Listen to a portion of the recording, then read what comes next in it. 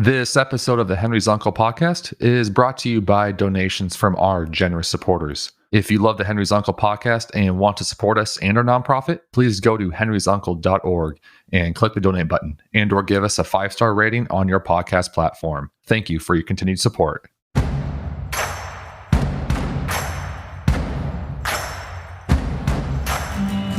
Welcome back to the Henry's Uncle podcast. We have a great podcast lined up today. We talk with Tony Vezina, who is a person in long-term recovery and also the executive director of a very large recovery nonprofit. Tony talks about the trauma of his childhood and how that affected him growing up, his addiction, how he found recovery, and how he has become a leader in the recovery community nearly 9 years after becoming sober. It's a great and inspiring story. Take a listen. Today, I'm really excited. I'm going to ask you how to pronounce your last name. Tony Vezina. Vezina. Okay. I'm really excited to have you on. 2 years ago, my brother passed away from a fentanyl overdose, and I didn't know anything about addiction, recovery, that kind of stuff. Wasn't plugged into the scene whatsoever. And after that, kind of hopped in and just started educating myself, any book I could grab, but also started going local too, of, what's happening here in Portland, because, for so long we had such a big, meth problem, heroin problem, and kind of seeing what's happening. And, time and time again, your name kept popping up. So I'd love for you to introduce yourself, who you are, and kind of just dive into your story and how you became, where you're sitting today.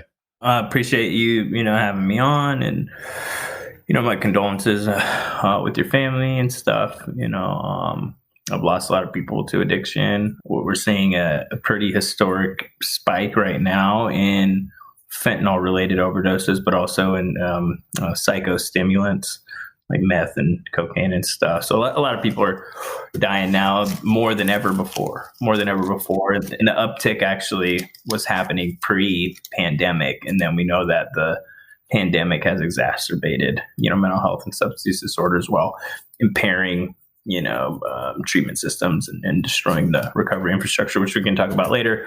I've been in recovery for abstinence-based recovery for me for a little over 8 years. My clean and sober date is 7/20/12. So I'll be coming up on 9 years, easing up on a decade of being clean and sober. It's a long time. Congratulations. Yeah. Yeah, it's a long time, man. I was a heroin addict. How do you feel about when you hear that, decade? You kind of saw your face there. You're just like, damn, a whole decade now. Well, when I told myself I'd give it a year and see what happens, my sponsor, I do 12-step stuff. My sponsor said, give it a year and then you can reassess if your life hasn't changed. I was like, well, I'll give myself a year. And then I was like, at a year, I was like, I'll go 2 and then 5. At 2 I went 5, and at 5 I was like 10. And then, I'm creeping up on 10. So if everything's still good, which I'm sure it is, things are pretty good for me, I'm going to go 20. So it's just another day, one day at a time. So we say, but it's a big deal, Yeah. Yeah. No, that's awesome. Congrats. Yeah. Thanks, man. Please, I want to hear about your story. I know you're a local here in Portland, so kind of love to hear about the whole thing, your story and basically how you found recovery and where you are now with 4D and everything else you're doing on a daily basis. Seems like you got a lot going on. So. Yeah, man. Yeah, no, yeah, I'm blessed to have just, an abundance of work to do all the time. And, I get to use a lot of my personal experiences to, influence or contextualize the policies and stuff that I'm advocating for. But, for me, my life starts out in a little Pondunk, town in Idaho called Pocatello, Idaho. That's where my family's from. And, I'm a poor kid from a poor family of criminals and drug addicts and stuff, which, is weird because my grandma's like this superstar hero, just always does the right thing all the time. She's like 5'2", and just had like nine kids and married somebody who had a bunch more kids. And anyway, she's just always been kind of the linchpin for my family. But, most, my family members are drug addicts on my mom's side. On my dad's side, they're drug addicts and criminals. And I followed in those footsteps a little bit, My dad's kind of like a hardcore criminal, like gangster type dude. But I'm a little softer than that. I got a lot of my mom in me. It's just taking me a long time to admit that. But I just started off, in trauma and poverty and stuff. And are those the things that caused me to have an addiction? Maybe, but yeah, I think it's really a lot. It's like biopsychosocial stuff. It's like a cultural stuff, proximity, where you live, geographics, access, right? Yeah, access to substances and stuff, pop culture influence, but whatever. But anyways, whatever it is, I have it. I have that bug, and I'm a very compulsive person, and I really like to use drugs, and I've always been kind of self-centered person. So I was just absorbed with what I didn't have growing up. That was a big contributor to my just unease all the time, my indifference, what I didn't have, whether that was material or familial or whatever. And Did you have any siblings? I do. Yeah. So I have like 8 brothers and sisters, I think, but some of my brothers and sisters are also my cousins. It's that Idaho stuff, man. So, I won't go too far into that. it's fine, man. It's a part of the realization Yeah. of that was part of my fracturing as a human being. My personality fracturing when I was young, my identity splintering, and then me just running away from myself forever. But my dad had a kid with my mom, and then 3 kids with my mom's sisters. So that's how that worked out, and I didn't really know that growing up. I was poor in a rich town. I was born in Idaho, but my mom fled Idaho to come here and to be with this dude, my stepdad, who's an alcoholic. And then they had a kid, and I didn't really know. I didn't know I had a different dad and this other family thing, until I was older, and I was poor in Camas, Washington, and I always was really insecure about myself.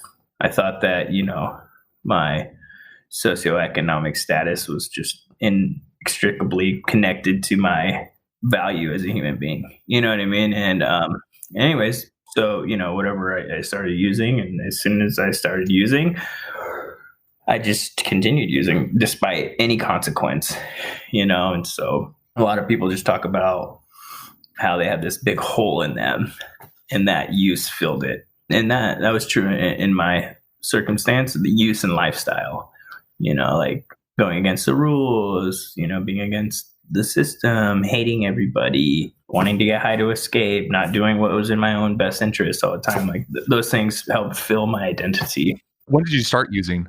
Probably, before the age of 10, like drinking, and then smoking weed, probably early teens, and then party drugs, when I was 14, 15, I would go to parties and get hella wasted, like puke in the hot tub and embarrass myself and stuff, when I was young. I was never very good at it, even from the gate.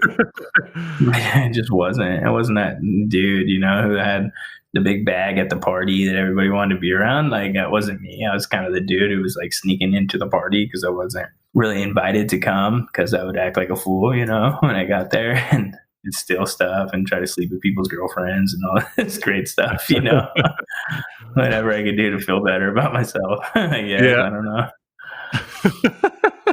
Man, that's a lot. So I mean, you have family who it seems like everywhere you went, there was always drugs or alcohol around. You talked about your dad, who was criminal activity, drugs. Your mom, when you moved out here with your mom and with your stepdad, who's an alcoholic. I mean, just moving from one state to another and just being around that environment all the time. Like I can't imagine that. That's a lot to take in for a young kid. It's a lot. Yeah, the thing about it is this, though, is that when I look back now, as messed up as some of the things were, that happened to me, because there's lots of other stuff that happened, like abuse and stuff, but there was good people there with their hand out, for me, who tried to help me, but I wasn't able to receive it for whatever reason. I wasn't able to grasp onto the help in a way where I could translate it into like making positive decisions for myself. I always went to the negative decisions, that impacted me negatively. When you mentioned that, someone, there with their hand out, how did you take that? You kind of had this phase where it was kind of like you said, you didn't know how to take it, but just because you're young, maybe coping mechanisms or whatnot. You just didn't want positivity in your life, or I don't know, man. I still haven't unpacked all that.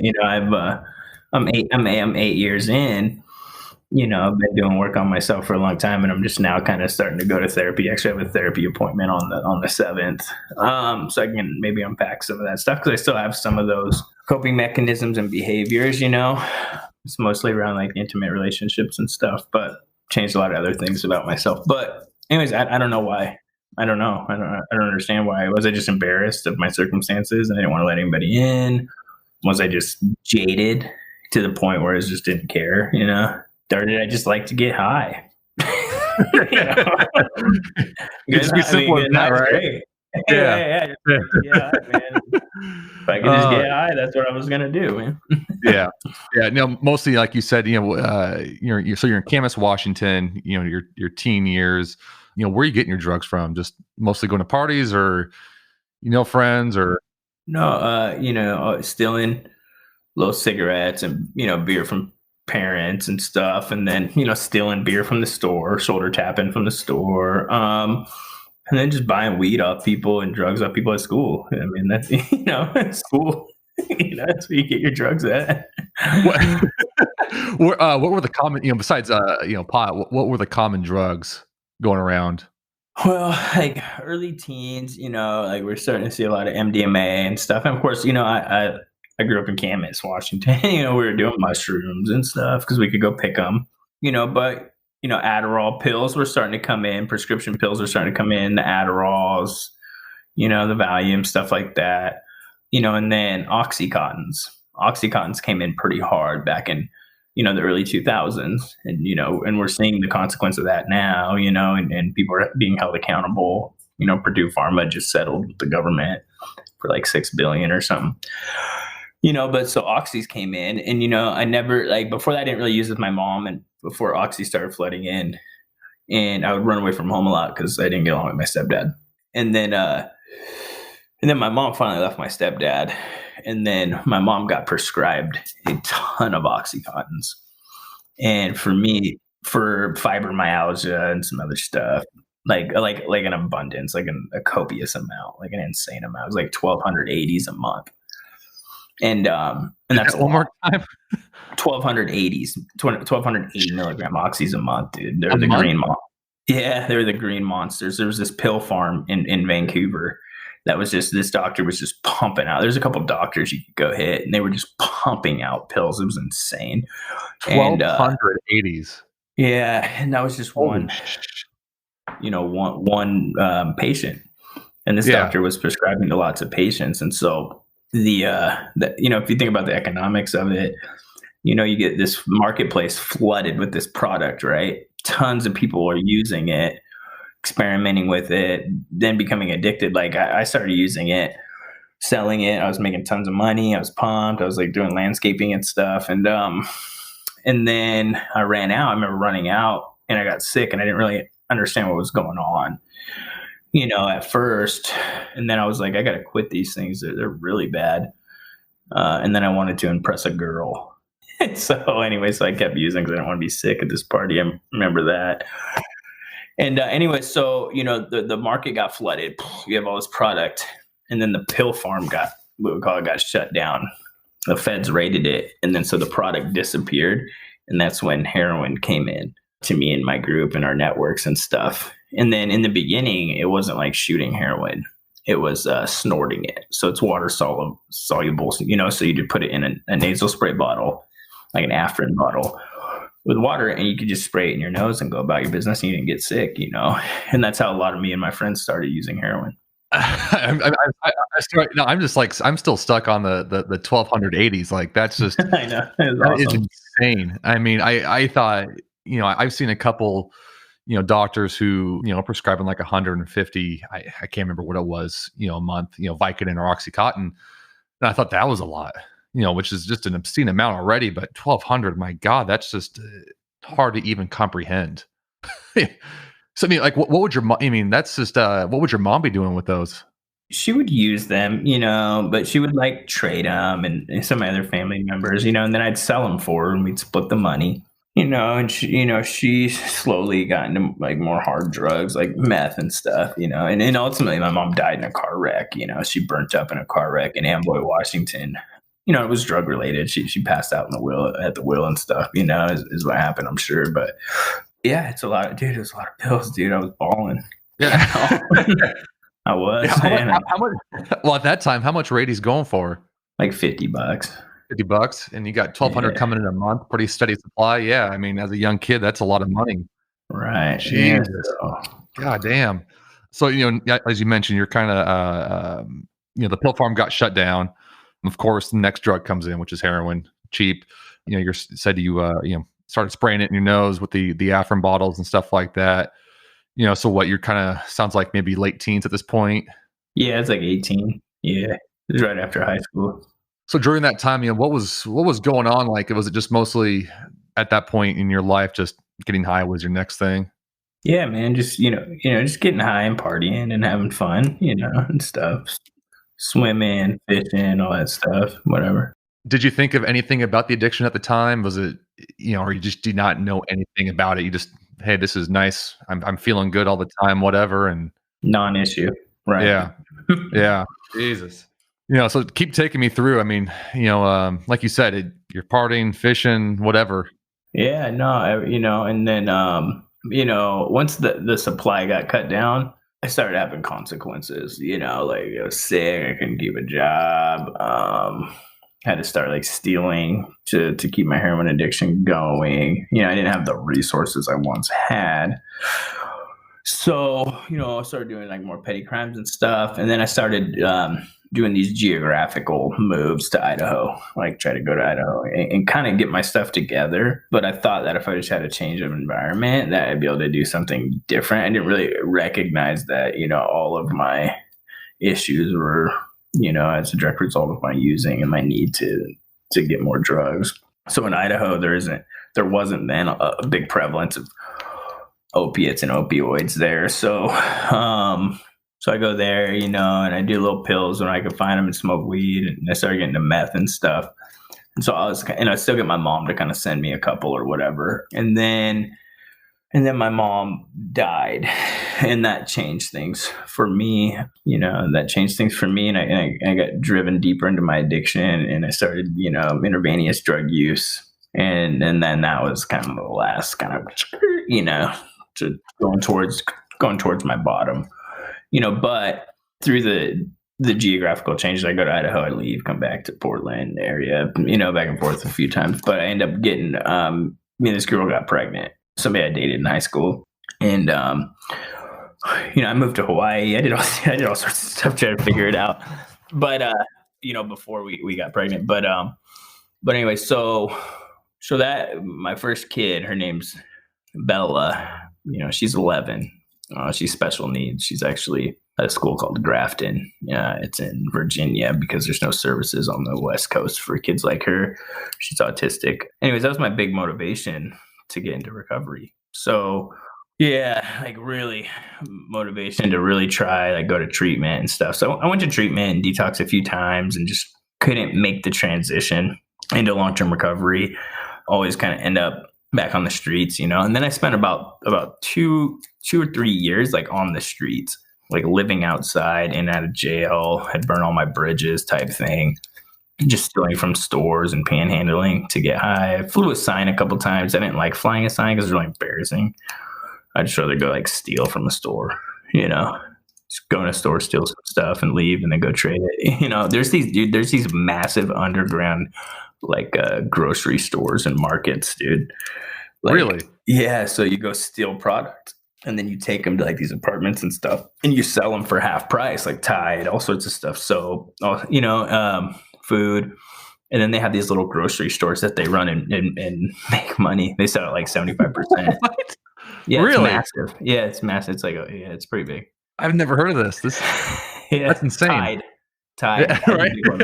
Laundry soap, detergent. I'm serious. Yeah. I bet. Like tons of Tide. I just go into a store, have somebody go in the store and steal like 20 Tides because I could sell them for like $10 a piece. Quick $200, take an hour. Yeah. Sure. Wow. I never heard of that. That's insane. Yeah, it's pretty crazy. Doesn't surprise me though. Yeah. So I did all that, and then I racked up some arrests in Washington. I had warrants in Washington. Ended up getting a warrant in Idaho. I got arrested there. I told the cops I'd work for them if they let me out. I'd be a snitch if they let me out, and they let me out, and I dipped. State line came back to Oregon, and so then I had warrants in Washington and Idaho, and then I got charges in Oregon. So I got wrapped up in the judicial system, and eventually I got arrested, and that was the last time that I tried to get clean, and that's today. That was 7/19/12, July 19th, 2012 was the last time I got arrested, and that was at that time that was the intervention I needed, and I sat in jail for about 60 days, and then went to treatment from there. Yeah, just I'm done with it. Just done. Kinda. Well, I mean, I wasn't done at the time. The cops made me be done. I've went to treatment voluntarily a few times. I've left treatment too voluntarily, and then this time, I was arrested, given the opportunity to go to treatment, decided to go, but I was still on the fence. The need to use, the compulsion to use, the obsession to use was still really, really strong, even when I got released. But I remember I got released, and I was leaving the jail with like a group of guys, and this sheriff was driving us to different treatment centers and stuff. And as we were walking out the doors, I was like physiologically having a reaction to wanting to run, like just dip and go get some drugs, because I was still on like leave is what they call it. So I still had like a little bit of time, I think like a few days or something on my sentence. So if I would have ran, I would have like got a warrant and all this stuff. But anyways, the point is that I was just still thinking about it, so strongly, but I decided not to. And then when I got to the treatment center, it's called VOA Men's Residential. It's a really good treatment center, men's residential treatment center. But anyways, so I got there, and I was sitting in the lobby looking into the chow hall or whatever. And I just like had this like realization of my circumstances. Like I was just like smelly, and my clothes were smelly, and they were ripped from fighting with the cops, and my shoes had holes in them. My socks were still kind of damp or whatever. And the people who were in the in the chow hall, they looked a little happier than me. And I thought, you know what, like I just want to get healthy to where these other dudes are at, so I'm going to stick around, and it was that hope that I could make it to the next level, of wellness or whatever, the next stage, that really kept me in treatment at first. When you say treatment, because you mentioned before you were out in the streets and stuff, you mentioned detox and stuff. Was this like kind of your typical 30-day treatment? No, this detox? It was 6 months. This last one. Yeah, so I detoxed in jail with no help. That does not sound fun. It's whatever, man. I mean, when you're just locked in the cell, it helps alleviate some of the obsession to use, which will cause you to like tell yourself all these stories about how you have to have it and all this stuff. But at that point, when the jail cell doors close, psychologically you're done. It's over. But but the other part about withdrawing is like you have these physical withdrawals, these in this psychological stuff that happens.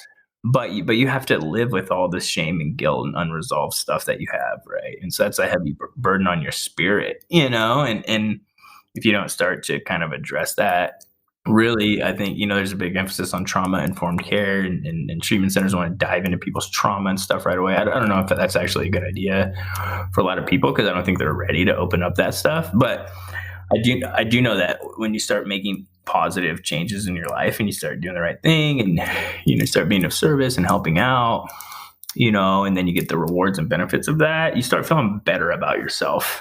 And then you're like, maybe I'm not a big piece of shit, like I'm a decent person, right? Maybe there is hope for me, moving forward.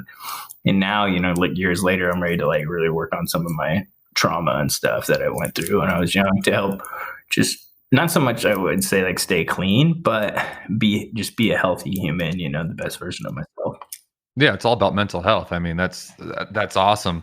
That's what you just said. You're coming up on 9 years. So, I mean, like you said, many times, therapists stuff is kind of want to delve deep really quick into your trauma. And it's kind of like, let's take a break and kind of unravel it like an onion, right? One layer at a time. And So that's I think a very key, point you just made. Kind of take your time, say what you want to say, but if you're not ready, don't force it. Yeah, I watched right now I'm watching somebody who's close to me that I helped do an intervention on. They're actually staying with me right now, but they're in the process of getting into recovery. They actually have 30 days today. I'm really proud of them, but they're in like this kind of custody battle thing, right, for their kid. Because they disappeared out of their kid's life for about 3 months when they were using, which is bad, whatever. But they were like kind of in the DV relationship, and so they're just having to talk about all the stuff that happened to them in this relationship, and it's really triggering them.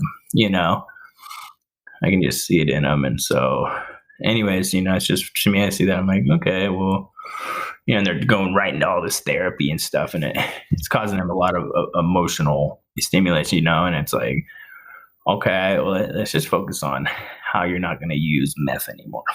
Right? Let's build up some skills around that. Yeah. One day at a time. Right. Yeah, Yeah. Jesus.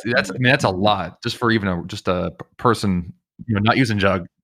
That's just a custody battle alone is a lot of stress and anxiety, and that can easily take someone out. So hopefully, 30 days, one day at a time. He gets to 6 months to 1 year. So we're praying for him. Yeah. No, it's really cool, and it's like well, it's I don't mind being honest with you. It's just like it's my first kid's relative, and it's cool because I get to get back to their family and help out when they helped out with my kid when I was absent, So it's just kind of this like cool full circle thing that I would have never imagined would have happened, but God or the universe or whatever gave, me this opportunity to step up. And so I'm just like pumped to be able to give back. When you were coming into your recovery, you said you detoxed in prison and you got into the 6 month recovery. How far, if you can remember, how far in the future did you look? Was it truly like one day at a time, or did you kind of give small, like 1 week goals, 1 month goals, things like that? Kind of talk about that process. Man, I was just thinking about dinner and the next meeting that had some girls at it. When's the next cigarette break in treatment? Yeah. Yeah. So, but the treatment center like forced me to do stuff. It forced me to go, on Tuesday and Thursday nights. I remember Tuesday and Thursday nights, there was these 2 meetings that I wanted to go to because like the other treatment girls to like the sister organization of the men's treatment center and the women's treatment center, they would go to this meeting, and I wanted to go to that, but the treatment center forced me to go get my GED. Right, I had to do it. I had no choice. Otherwise, I'd get like some of my privileges taken away. And so I was just really focused on all these short-term things that were going to make me feel good about myself, in the beginning. And so, I did set some like little goals for myself and stuff. I had like big goals, like I want to be a dad, and I want to get my kid back and be a part of my kid's life. But that took 5 years before their family would embrace me back into her life, And so it can take time. I spent a lot of time in my addiction. It caused them a lot of damage, So I just kept doing the right thing, going to meetings and stuff. But so yeah, it's just kind of like short-term goals. I wanted to be like in a rap video with like cars and girls, you know what I mean, and stuff. And that was the extent of my ambitions, in treatment. Every good treatment kid off the streets just wants 5 hot girlfriends and a Ferrari or whatever. Simple goals. Simple stuff, yeah, man. Yeah, pretty shallow, simple stuff, yeah. Yeah. So you're going through this, and it's interesting. Again, you're the, I don't know, probably the 4th person in a row where the treatment has been 6 months or longer.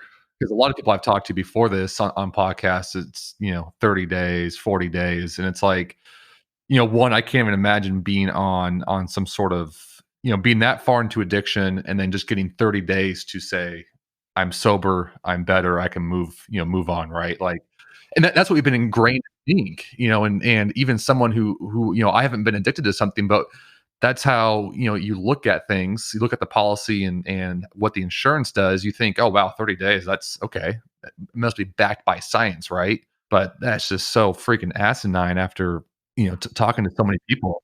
It depends, like the private treatment sector, probably going to be more of a 30-day, right? But the system's moving to shorter acute care models that are expensive, like residential treatment, to going like residential treatment, or maybe even not resident. Well, I mean, it just depends. So there's like residential treatment where you live in the same building you get treatment.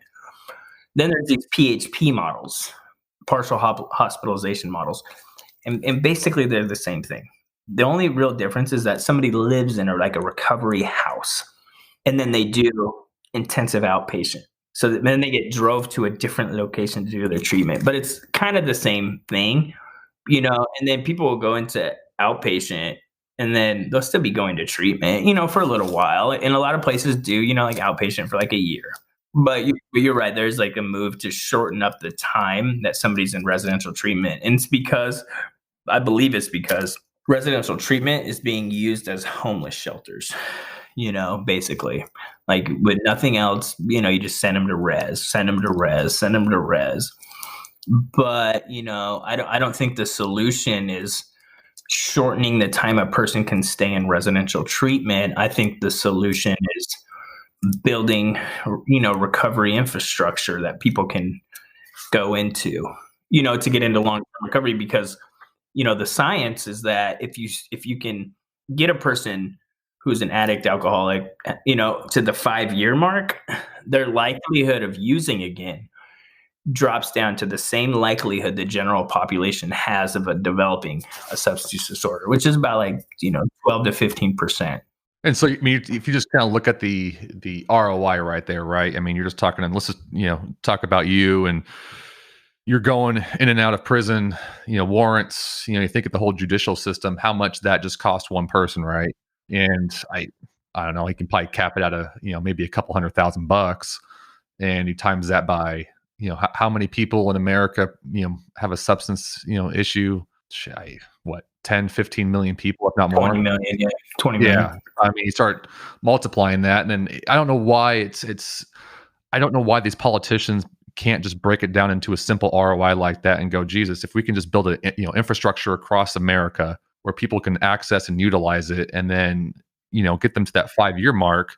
It just, instead of this constant cycle of pumping out more drugs, doing this, doing that, and people just constantly relapsing and not having the basic needs met. It's a constant cycle of you think property theft, whatever it may be. It's so much money lost, and it seems like I'm not gonna say a simple solution, but there is a solution there that just needs to be fulfilled. Yeah, no, I totally agree. It hasn't been a priority. So it hasn't been a priority in the public health arena. And so really it's just been pushed to the criminal justice department, public safety. And while I'm critical that that's the system that's been dealing with it, I also see the hypocrisy of politicians and people calling it a public health crisis when public health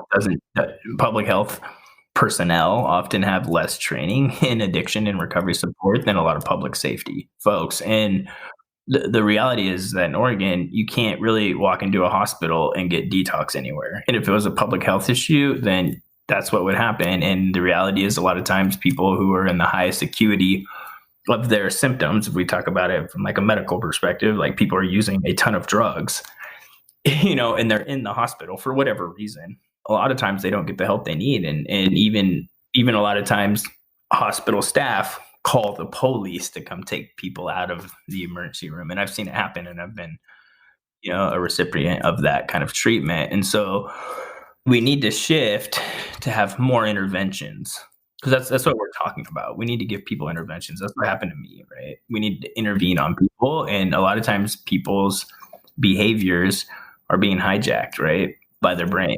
And so they're having a hard time controlling themselves because of their impulsivity and compulsion and stuff to use. So we need to provide them with lots of interventions so that they can build up the skills to manage their disorder. That's my belief on where the system needs to move towards, is just heavy intervention and rapid access to treatment and recovery support. It's interesting, you talk about the hypocrisy, because, I, the detective who helped me on my brother's case, I was the one who found my brother, and he, he within 2 hours or within an hour he was there, the detective, and he came down, just told me the truth. And you could see in his eyes, I mean, he's like he said, he sees this almost like on a nightly basis. But he started talking about just the strain of the police, the Portland Police Department, where he's doing multiple shifts. He's working narcotics, he's working traffic, all this stuff, and how, they're pulled so thin and in so many different directions, and yet we ask so much of them. And you see the anger towards them and stuff. And I get some of it. I truly do.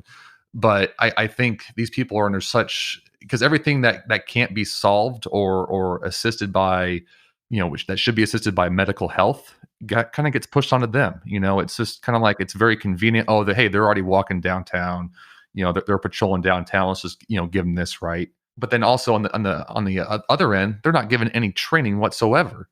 There's no money for, hey, if someone's having a psychotic breakdown or high on meth or whatever it may be, how do you deal with that person on the street? They give no training. So I don't know. It's frustrating, like you mentioned, the hypocrisy of the people in the government calling it a public health crisis, but yet then again they're not doing anything about it or very little about it. So yeah, physicians are like required to get like a 1 hour of addiction to become licensed. Social workers aren't even required to do it. I have a bachelor's in social work, and I was never required to take an addiction class. I elected to take one. There's a addictive disorder class that covers addiction to lots of different disorders, right? Social media, sex, gambling and stuff. But if you look at how much a burden addiction is to society in general, I mean, most child welfare cases have at least one parent, like 91%, at least one parent has substance use disorder. Our criminal justice system's driven by substance use disorder, crime, poverty, loss, and economic, productivity, theft, death, high school dropout rates, youth incarceration, overdoses. There's just a lot, and we're not putting enough of an emphasis. And oftentimes it's just co-opted by mental health, and co-occurring programs. The money is, it's part of the reason that Oregon has got to where it's at, where we have some of the highest rates of substance use and addiction in the United States. We're about the third highest right now, and we're about 48th in access to treatment. In one of the most progressive electorates in the nation, we suck. Yeah, no, I didn't realize it was that bad until I stumbled upon Oregon Recovers a couple years back, and I was just like, dear Lord, that's not good. That's just not good outcomes. Yeah. So, like you mentioned, like recovery, and there's a lot of stuff we kind of been touching about, I want to get more in depth to. But before that, I kind of want to talk about your role at 4D, how you became a part of it, because you guys are doing a lot here in the Portland Oregon metro area, and opening up different facilities, and, you're just kind of paving a way, seems like every year just it kind of gets bigger and bigger. And please talk more about it. Yeah, so 4D is a recovery community organization for young people. Basically, what that means is that we don't provide any clinical services. We provide recovery support. Our leadership and all of our staff are, pretty much people who identify recovery. All of our staff are people in long-term recovery. The majority of my board of directors is, I think we have 4 out of 5 members who are in recovery. And then, we support or we focus our recovery support services on young people 18 to 35. And the reason we do young people is the same reason that there's women's meetings or DV services, just a, priority population, a specialty population. A lot of times young people they don't stick into recovery. They don't find themselves in recovery because all they see is like old people in meetings, there's just a cultural divide there. But so, we have like we have 4 different kind of service programs, if you want to call them that. But we have our like peer, support services, which are certified recovery mentors, people like me in recovery who help other people figure out how to be in recovery, and we don't tell people what to do. We give them some game, about what they can do, hook them up with people who know how to be in recovery, talk about our own, pathway to recovery and stuff, inspire people to do it. help them get the services they need. But really, it's about developing a recovery lifestyle because that's what people have to do, right? If it's a chronic disorder, we have to develop a lifelong practice to manage it. So we do that, and we have recovery centers. We have 2 right now, opening a 3rd one, just waiting to do a build out. Recovery centers are really like the heartbeat of the organization, where people come and go as long as, as much as they want, as long as they want, for the type of services that they want. And all the services are peer based, so it's like people in recovery run them. So those are like 12-step groups, events, skill building activities. People just socialize, kick it, play pool, whatever. A lot of times it's kind of like the trap house or the bar, but everybody's sober. Then we have one house, recovery house, which is kind of a nightmare, running recovery housing. It's not profitable at all. People in early recovery are very unique and special, like I was, dude. We have our own set of issues they have to deal with, like not wanting to work, not wanting to follow rules and stuff. And then we do leadership development through civic engagement. So that's a leadership program that I run. I modeled it after a leadership program that I went through when I was at Portland Community College in their student government. When I was student body president, I went through this curriculum that just helped me develop skills and a belief in myself that I could influence change. And it was really fundamental to me being able to run 4D. So that's what we do. And then we engage in a lot of policy and advocacy on behalf of the recovery community. We do some support of some smaller orgs, some culturally specific orgs that asked me to help them develop business infrastructure. So I'm working with them on that. And then I got involved with it when it was just like some kids in a warehouse hanging out, playing pool and stuff back in 2012. This dude, Winston, and some other people started the nonprofit. I wasn't the original founder. I'm one of the co-founders, but not the original. And then I was recruited to help after what was it? Oh, yeah. So I started this recovery club at Portland Community College. And our main goal was to do service activities out in the community to help destigmatize addiction and create like support on the campus. And I organized a bunch of service events, raised some money, and then we threw a big event at 4D for like teenagers in recovery. And then I was approached to get involved with 4D. And this is before we had any money or anything. And then we were found by this guy named Eric Martin, and he's my mentor and now a professional colleague of mine. But he's like, I would say probably the leading expert in recovery and treatment and just, stuff here in Oregon. And he runs the certification board for all the drug and alcohol counselors and stuff. But he just found us. He's in long-term recovery, and he helped mentor us and build a business model. And then I became executive director, probably like, I think I was the first paid ED. Yeah, it was back in like 2015, maybe. And then and that was when we had like one location, a very small grant. And anyways, and then I've been running it ever since. And now, we're pretty big. We're a multi-million-dollar a year organization. We have like 30 staff and stuff, and we're expanding pretty fast and, helping a lot of people at the same time and doing really good policy work throughout Oregon. So, here you are, you're almost 9 years. I mean, you're just looking back to 2012, not that far, and didn't take the traditional route, middle school to high school, graduate, college, et cetera, so on. And here you are, almost 8.5 years into your recovery. You're the executive director of a addiction services nonprofit, multi-million-dollar one. You were just named the person 40 under 40 by the Portland Business Journal. I mean, that's there's 40 of them, right?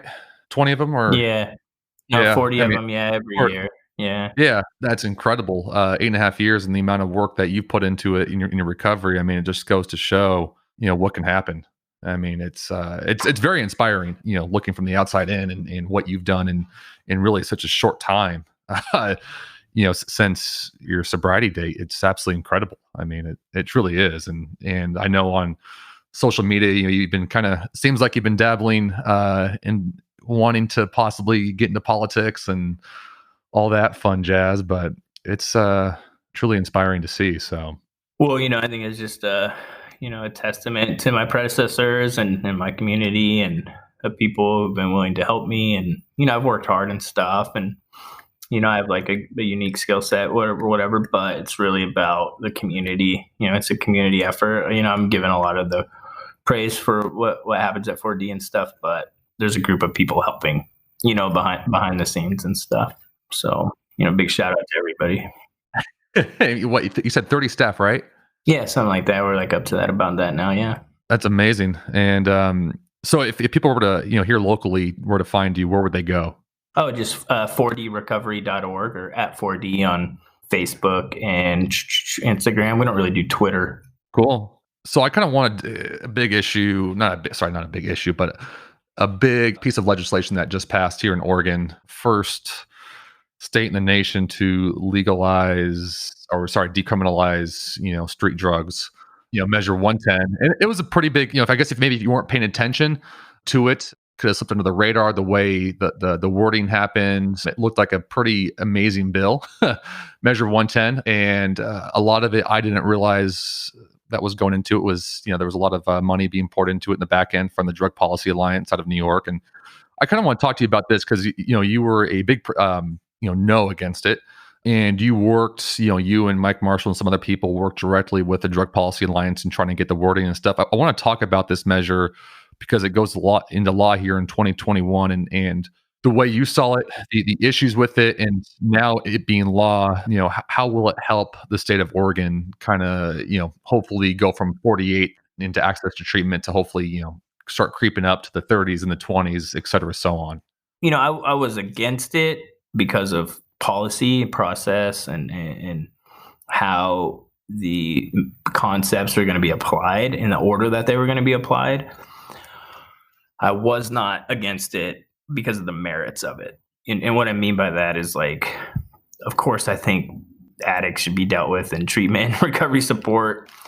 Of course, I don't think people should be locked up. Of course, I see inherent bias in a lot of our systems towards, people of color and stuff, Black, brown people, and I see a lot of discrimination that happens, and I see where the system could be a lot better for, people who are not dominant culture. In Oregon, I've been doing that kind of work since, equity work, since I got into recovery and since I started doing stuff in student government. So I just want everyone to be aware of that. I don't think we should give people felonies and criminalize them, and put them in prison forever. With that being said, the best model we have to compare to what we're trying to do is Portugal. And so Oregon Recovers, I've been working at developing a system, an infrastructure where we could decriminalize to some degree, right? And so over the last 3 years, we've built momentum around building up prevention, intervention, engagement, treatment, and long-term recovery support, right? Investments into those things and getting consensus around that across sectors and going after new revenue that would fund that entire system. And then tie that to alcohol, because alcohol kills way more people than illicit drugs combined. If you look at all deaths, it's about 150,000 deaths in 2017 from substances. The majority of that, 80% or more, was from alcohol, and then the rest, like 77,000 or whatever, is from illicit drugs. And about 60% of the illicit drugs were opioids. Anyways, but in Oregon, we don't tax alcohol, that much. It's like we have the lowest alcohol and wine tax in the country. And so anyways, we always were like, we need to go after the biggest proponent of addiction and addiction related consequences. And then we need to have a plan. We need to have a plan in place for how we address the addiction crisis, because we don't have a state plan. Nobody's in charge of anything. And so what you have is you have good work going on and you have advocates, from like prevention, which really there isn't a lot of prevention advocates, but you have harm reduction, you have recovery support, you have treatment, right? Who are advocating on behalf of good parts of the system, but nobody is managing the whole system. And so we need a way to tell if what we're doing is working, right? So from the outset, we're like, okay, we need to get consensus that this is an issue, make it a priority, right? A public priority. We need to bring in all the stakeholders. We need to create a plan. We need to root that somewhere in the state that has authority and accountability over everybody. And then we need to fund it all. And then we can go back, we can decriminalize once we build a new intervention system. Because despite what people say, like, The criminal justice system does intervene on people and it works. Is it perfect? No, dude. But there's lots of people who are in recovery because of the criminal justice system. And those are just facts. We don't have compulsory treatment in America. Everybody has a choice, and there's scientists and stuff, people with PhDs, addictionologists and stuff, who are arguing based on some peer reviewed stuff that, we shouldn't have mandatory or compulsory treatment. And we don't. Those studies are like worldwide, and they're really, the intention of them is to ensure that there's not human rights violations across the world. Okay. Like, people have a choice. When you say compulsory treatment, what do you mean by that? That means you don't have a choice. It's mandatory. You literally have no choice. But like, we have drug courts and stuff. But anyways, like, dude, there's Portugal, which invested in all these other service infrastructures prior to decrim. They did it 2 years before, prior to decrim. And then they built this, it's called a dissuasion commission. So they built these dissuasion commissions where if you get caught with drugs, a cop gives you a ticket, just like here, basically the same thing. And then you have to go to these dissuasion commissions, and then they refer you to treatment. And they basically say, like, okay, you got caught with heroin. This is your first time. Like, maybe you should go get an assessment. And then if you come back multiple times, they'll be like, okay, they can impose these like sanctions on you. Like, okay, we're penalties. We're going to take away your occupational license. We're going to take away your welfare. We're going to take away your housing. We're going to take away your driver's license if you don't go to treatment. And so they threaten people, right, with these penalties to get them to go to treatment. Now, treatment's available when people go, and they rarely have, they can impose fines on people, hefty fines. And then they also, I don't know if they did this like because they wanted to protect kids or whatever, but they made more hefty criminal penalties for distribution of drugs to minors and people who have mental health issues. And so I don't know if that was a way to like try to scare people from selling to kids or protect them or people most vulnerable. I imagine it was. I haven't talked to anybody, but I read that. So I did research. So when we talked to the Drug Policy Alliance before they went out and gathered signatures, we said, hey, you're doing this the wrong way. And why don't you help us pass an alcohol tax and fund this system, and then we'll go decrim. But they didn't want to do that. They didn't want to listen to us, and they have tons of money. And so they just went and bankrolled the measure, and it passed, because like you said, when you read it, you don't really understand it. The messaging was very deceptive. It said more treatment, a better Oregon, but they're not actually going to do treatment. They want to just fund recovery support, which I think is great. I want more money for 4D. I want more money for what we do. It's really important. But I also have a responsibility, because I'm a part of Oregon Recovers, which is a statewide advocacy organization, but I'm also a part of like some governmental commissions and stuff, that are appointed positions to the entire system. And so I want to see us do better than just fund a bunch of recovery support or housing. Like, we need to do better in designing a system. And so now we're in a place where, like you said, the decrim stuff is already done. That's already passed, right? The cop still has the autonomy to give somebody a ticket and help them call a number where they can get referred, get an assessment or whatever, and potentially get into treatment, or they cannot now. So potentially now the cop won't even do the intervention. So what is the next intervention that people are waiting for? An OD, health complication, like what is it? Like loss of kids or whatever? Like what is the intervention if we're not arresting people and giving them a little bit of a timeout? Like, sometimes people need a little bit of a timeout. That's what I needed, a timeout, or at least needed like a system that was going to try to intervene on me all the time. If I went to go get food stamps and I'm a drug addict, like, who's going to have that conversation with me? When I go to the dentist, like I went to the dentist today, I have a denture up top and I'm missing a bunch of my bottom teeth. Nobody had a conversation with me about my recovery today. Not one person. Like, they all know that it's probably from some sort of drug addiction. They asked me how my health was, blah, blah, blah. Nobody had a conversation with me about my drug addiction, probably because nobody knows how. First of all, they're not being trained. When I go to the doctor, who's having that conversation with me? Where's the intervention coming from? When I go to Fred Meyer's and I steal shit when I was in my addiction, where's the intervention happening right there? Like, hey, you want to get into recovery? Are you tired of this? Hey, talk to this dude who's in recovery. Like, where is it? When I'm working in the restaurant industry, who's coming in to talk to me about recovery? There isn't that system developed. So we've taken one away. We have not created a new one. In people's minds, this call center is this phone number is gonna work. I don't think it's gonna work. I don't think it's gonna stop racist cops or biased cops. There'll be good cops who intervene on people and help them. And then there'll be cops who this isn't even worth my time. I'm not going to issue a ticket. I don't care. You know what I mean? There's other stuff. Everybody hates me already. you know? So where we're at right now is there's kind of this battle that's happening on where the money's going to go. It's about $60 million in new revenue because part of the money is being taken away from currently funded programs at the counties. So it's about 60 million in new revenue. There's a lot of people working to make sure that the counties are held harmless. Their programs are, because it doesn't make sense to uproot a bunch of infrastructure and then build a bunch of new infrastructure. There's already good work going on. And so now there's a battle of who gets the money. Is it treatment and detox and residential services? Is it harm reduction, like needle exchanges and stuff? Is it recovery support? Is it housing? I'll tell you what, if it's housing, $60 million isn't going very far. I promise you that. Those buildings they build, the SROs, like Central City Concern and stuff here in Portland, those things cost like $100 million to build. You know what I mean? It's like, it's not that much money. So it's not a major win from a financial perspective unless it just goes to recovery support. If it just goes to recovery support, it's a major win for my sector, for what I do, because we're direly underfunded. But it's not the end. And in fact, we need to pivot. We need to figure something out really fast about increasing the competence across human service personnel for doing interventions and referring people to treatment.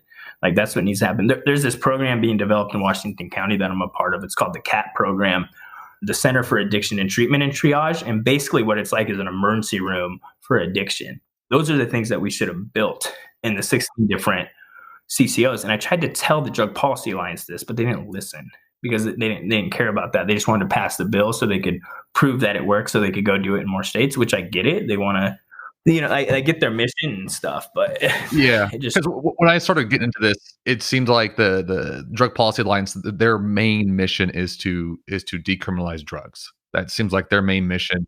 I didn't see a whole lot about treatment and support and things of that nature. And they're a very well-funded organization. I didn't realize they put $4 to $5 million behind this. I know there was a little, group. I can't remember the gentleman's name, the attorney, who did a lot of wonderful work about raising the red flags of going, what the hell's going on here, guys? This makes no sense. And when he sent me his papers, I just started looking and going, holy shit. There's, what really pissed me off too was the amount of money being taken away from schools. Because here in Oregon, schools are desperately underfunded. My mom, she was a teacher here from 1978 to 2016, and I saw it going from when I was born in '86, classes of 20 to 25. When you have one teacher now, doing classes of 40 people, and all by themselves, and the amount of money they spend outside of the classrooms, the amount of time, and it's going, you're going to take away how much money from schools for exactly what? That was the issue: was where is this money going? I understand you're going to decriminalize drugs, but where is this newly funded money going, and who's going to be held accountable for it? And when I heard of an assessment center, it's like, okay, that just sounds like more bureaucratic nonsense of, hey, call this number, we'll employ some people and give you a health assessment. And there's been a lot of really good articles came out about teenagers who are put in juvie, and that's how they got their into treatment, like you mentioned, intervention, and it's a very touchy subject, especially right now when you talk about anything about prison or criminal justice. It's like you can't talk about that. And so when you talk about it and say, hey, we some people just do need that, and what's interesting is there's been 3 or 4 people I've talked to where, hey, jail saved my life. But when you talk to when you mention something like that to someone else, they're like, you can't, no, you can't do that. So it's I don't know. Like you mentioned, Portugal put their government put a lot of money into the infrastructure first before they did anything about decriminalization. And like you mentioned, here we are going the total back route, decriminalizing, and we have hardly any infrastructure in place. Not just in Oregon, but nationwide. Yeah, we don't have any prevention infrastructure. It's very small. Less than 1% of all substance use funding or substance misuse funding, as the Alcohol and Drug Policy Commission's strategic plan calls it, is spent on preventing it from happening in the first place. So right now we have like increase in substance use disorders, synthetic opioids coming in, fentanyl coming in, 70% increase in overdose rates, at least a 30% increase in substance use, lack of access to treatment. We're in an economic, crisis. We don't know what the governor's going to do around trying to fund treatment. I'm guessing nothing because Right. Well, I don't know. Maybe, who knows, dude? We're putting a lot of pressure on her from a lot of different places. But it's like now we decriminalize, so there's a perceived, risk that happens, right? And there's just a lot of civil unrest and stuff, and so it's kind of like this perfect storm I see happening. It's just, I wish we could have just done it in a different way. I wish we could have done like restorative justice and decrim in like 2 years, or at least started building a new intervention system before we ripped one out. Because not a lot of people are going to prison in Oregon for possession. I can tell you that. And that's the interesting part of was, part of that website of 110, yes on 110 was a lot of that, how many people are going to prison, how many people are arrested and yada, yada, yada. And then again, when that paper came out and you look at the facts, it was like, whoa, let's back up here. What's going on? And there is a discrepancy in who's being arrested and charges and stuff, based on race, right? But this doesn't change that. It doesn't change bias in people's brains and cops. It doesn't do anything to hold cops accountable. Like, okay, if what protects police is the unions. It's the unions that protect them. And so like Joanne Hardesty has like a cool little bill that she created, I think passed a little measure in Portland, where there's like this oversight council, right? And I think that's going to do good. I think it's going to provide checks and balances, and it's going to help, bad cops get weeded out and change the culture where you get protected. You know what I mean? Measure 110 doesn't do that. It's still on the cop to do everything, to issue a ticket or not, to target a black person or not. You know what I mean? It's still on the person, the individual.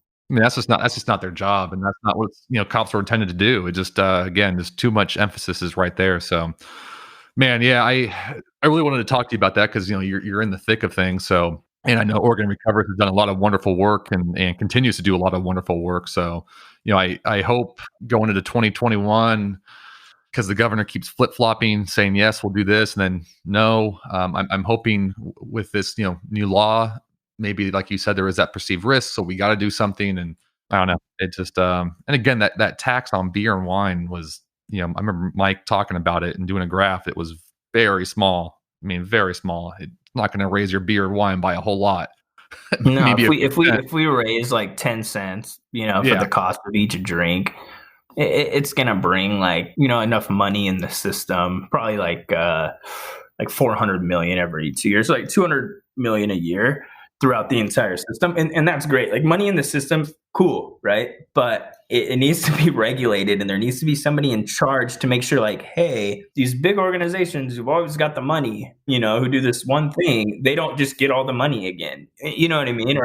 Or like, our Native community, which is like suffering the most. They have like the highest rates of addiction, the highest rates of overdose, the highest rates of suicide. They need money to do their own thing and inside of their community. So like, I'm totally down with, 110, like using the money from it, the marijuana money, to invest into community-based organizations. I think that's great. I think that's a great step. I don't like the way that they did it. I thought it was really bad. They said more treatment, better Oregon. They purported that it was going to like solve the addiction crisis, and it's not. You know what I mean? And that's the way politics work. But that's one reason that we felt like we had to oppose it, because we had to make sure that it wasn't perceived to be a silver bullet, right? And impede any of the continued work that needs to happen. Because it sure seemed like a silver bullet when you look at it. Right. Well, of course, they got millions of dollars, dude. They got people on there, Yep. Yeah, the wording was fantastic. I mean, there's no doubt about it. It was fantastic. So, Tony, I want to thank you for your time. It's been an hour and 12 minutes here, and we talked about a lot. And I want to thank you for everything you do within the community, the region, and across the nation, and trying to help people get into recovery and fulfill a wonderful life. So. Yeah, no worries, man. I'm just one person, part of a whole. You're part of that, doing your thing. And we're all, working together. And a lot of people who supported 110 are my friends. I'm confused by their logic, but I still love them the same and ready to work on other issues with them. Everyone has different thoughts and opinions and all that stuff. So you got to have good conversations, and that's where we got to be. So awesome. Well, thanks so much, Tony. I'll let you get back to work and do your thing. All right, my man. You have a good day. Hit me up if you need anything else. All right, awesome, Tony. Appreciate it. Thank you for listening to the Henry Zunkel podcast. Please like, subscribe, and leave us a review. If you would like to learn more about our nonprofit, please go to henryzunkel.org. As we say here at Henry Zunkel, you are loved, never judged.